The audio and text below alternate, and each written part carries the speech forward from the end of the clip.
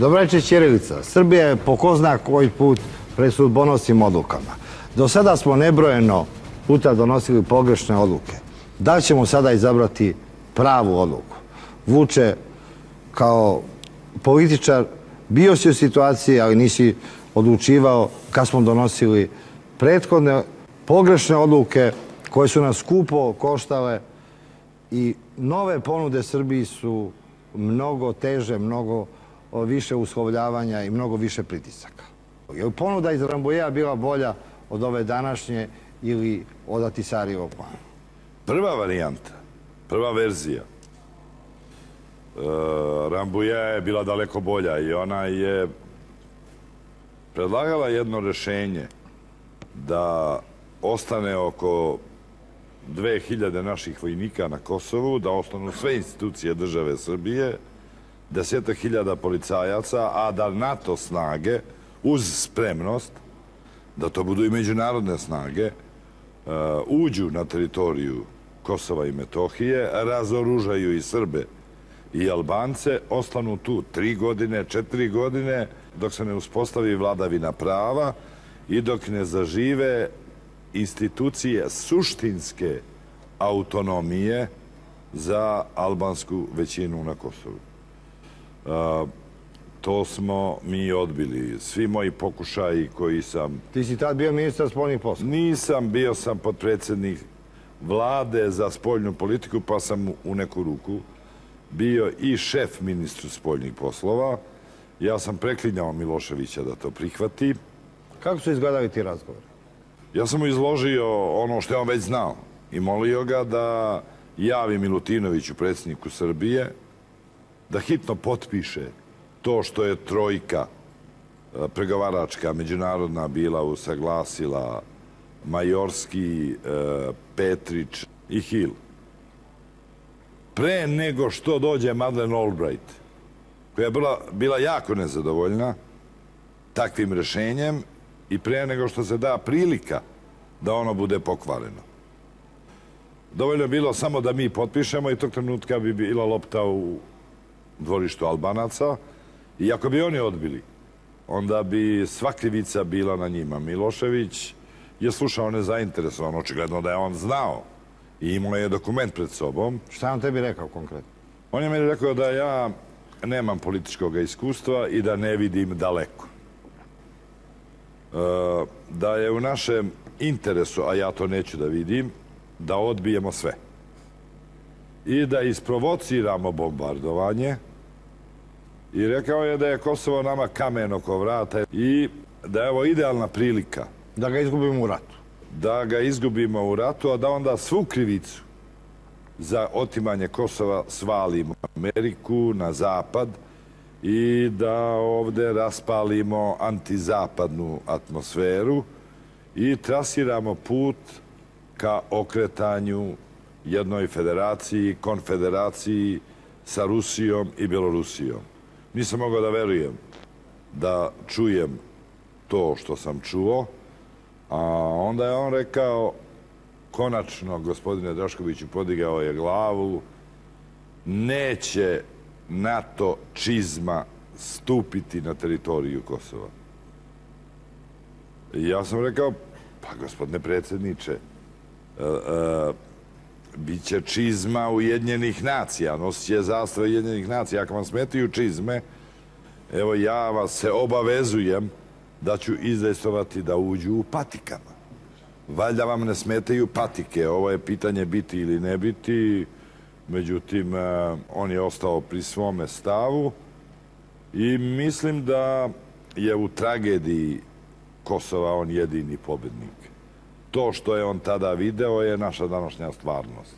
Ovde je danas stepen antiameričkih i antievropskih, antizapadnih osjećanja veći nego ikada u istoriji Srbije. Ovde danas našim mladim ljudima idoli su Gaddafi, Čavez, Ahmadinedžad, Legija. To je posljedica svega ovoga što je dalekovido želeo Milošević i što mu se ostvarilo. Mene su dočekali jajima kad sam išao kao ministar spoljnih poslova. Čekaj, tebe Vuče gađaju jajima na Kosovo. Jeste. Onda stvarno Nikolić da ne ide. To je bila salva, kanonada, ali... Gde su te gađali? Pred ulaskom u zgradu UNMIK-a. UNMIK je tada, poslije ja bio ministar spoljnih poslova. Kako to izgleda? Pa ovaj Kurti organizovao te svoje, ne možeš oko da pomoliš, iz kola gađaju i nestade im jaja, nisu imali dovoljno. Znači oni Albanci nisu imali dovoljno jaja koliko ti možeš da podneseš da te pogađaju. Prvo,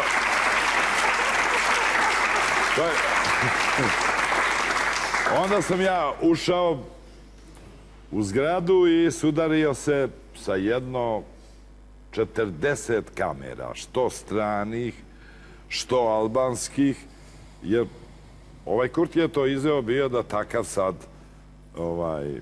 uđem, šta ću ja tamo da izjavim.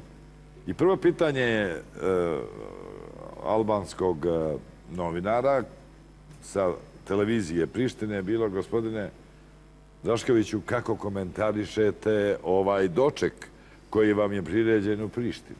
Razočaran sam jer se gospodin Kurti pokazao kao običan amater. On preuzeo od nas iz Beograda. Prvo, malo je kupio jaja. Drugo, loše je gađao. Nijedno me nije pogodio. Treće, jaja su bila sveža. Mi smo kupovali pokvarena. On nek dođe na kurs kod nas u Beograd sljedeći put da me dočeka kako smo mi 96. zamalterisali TV Bastilju i Politiku, još ne mogu da operu. Vuče, potpuno si u pravu.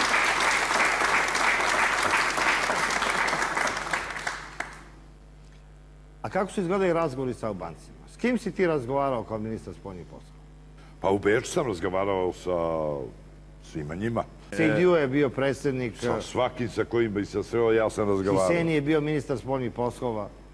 Pa vidite, ja ne mogu da razumijem jednu tezu. Nemojte razgovarati sa Albancima jer tako branite Srbe na Kosovu. Pa upravo ako razgovaram sa Albancima, branim Srbe na Kosovu. Ja ne razumem tezu koja je protivna geografiji, a kamoli zdravom razumu. Nikad nećemo prihvatiti da je Kosovo sused Srbije. Pa nije Kosovo na Sardiniji. Državna tajna je da se više izvozi na Kosovo nego u Rusiju. Da su naši proizvodi omiljeniji u Prištini nego i u Zagrebu i u Sarajevu i bilo gde. Tako je. Na Kosovo se izvozi, mislim, 50 puta više nego u Kinu. U Kinu se izvozi samo 1.000.000, a ovde su i milijarde, to je 500 puta. U Crnu Goru izvozimo više nego u Rusiju. U Hrvatsku izvozimo više nego u Rusiju, Kinu, Indiju, Brazil, sve zemlje BRIK-a i plus još neke nama prijateljske zemlje koje nas iskreno vole. U politici se nikad ne sme reći da neko nekog iskreno voli. To je za odnos između muškarca i žene i tako dalje. Među državama tog pojma nema. Pa niko ne priča o ljubavi, nego o prijateljstvu. I prijateljstvo je jedna prolazna i čudna kategorija. Jedan termin koji se koristi u diplomatiji. Recimo, naš su Rusi teko pustili, evo jedan primjer iz istorije, niz vodu. Sa Stefanskim ugovorom, kad su oni diktirali uslove Turskoj i kad su formirali Veliku Bugarsku, u čijem sastavu je bio, recimo, i Niš, i sve južno od Niša. Srbiju su... Pa dobro, Vuče, ne treba veliko znanje iz istorije da se shvati da su Rusi uvek više volili Bugare od nas, da smo uvek bili broj 2. Kome se tada... Tako smo i danas. Oni su praktično u NATO paktu, oni imaju najbolje strateške odnose, pre svega sa Nemačkom i sa Evropskom unijom. A što Rusi malo ne zamole Nemačku da popusti prema nama? Naš izvoz u Evropsku uniju je 56%, a prema posljednjim podacima više od 60% celokupnog izvoza Srbije. Mi sad u ovom trenutku imamo u tim dušmanskim zemljama, kako se one nazivaju, više od 1.000.000... Ti si nekad bio srpski nacionalista, ne može niko da ti zameri. Ali što su Srbi uvek bolje živeli u neprijateljskim zemljama nego u tim patriotskim srpskim zemljama. Jedno vreme, bilo jedno 5-6 srpskih država. Srbija, Republika Srpska, Srpska krajina, tada je i Crna Gora bila srpska i nema režima koji je bio bezdušni nego ti srpski režimi prema svom narodu. Pa, A u neprijateljskim zemljama Srbi su živaju ko ljudi. Pa ne znam, recimo posle to je, ja to ne mogu da razumem. Tako neprijateljske zemlje, a da je toliko u njima Srbi, da idu tamo dragovoljno. Recimo, posle Beograda i Niša, danas je Beč najveći srpski grad. Mi imamo u Austriji, Nemačkoj, Francuskoj, zemljama Beneluxa, da ne nabrajam dalje ove na zapadu, u ovom času oko 1.000.000 naših građana koji ne sede tamo na biroima za nezaposlene. Na biroima se u Srbiji sedi, ali nije, tamo ima posla. I zahvaljujući njima, najmanje 1.000.000 porodica u Srbiji, a to pomnožite sa 3 koliko je stanovnika, dobrim delom ne bi sada... Vuče. Bilo bi ispod granice onog minimalnog siromaštva da nije tih infuzija koje dolaze od rođaka sa neprijateljskog zapada. Evo recimo, Vuče, dugo pamtiš. Znači, činjenice su neumoljive. Znači, nijedna, ni Titova Jugoslavija, niti nijedna od ovih zemalja nastalih narušene Jugoslavije nije uspela nikad da izveze toliko koliko su iseljenici slali svojoj siromašnoj braći za izdržavanje. To je bilo i kod Tita, a i danas. Pa tako je. I zaista, pa to je opet neka vrsta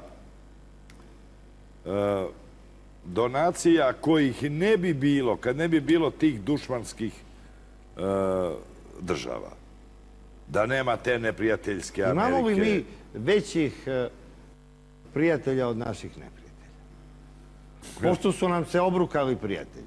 Pa ima jedna molitva, kaže, Gospode Bože, spasi me od prijatelja, a sa neprijateljima ću lako.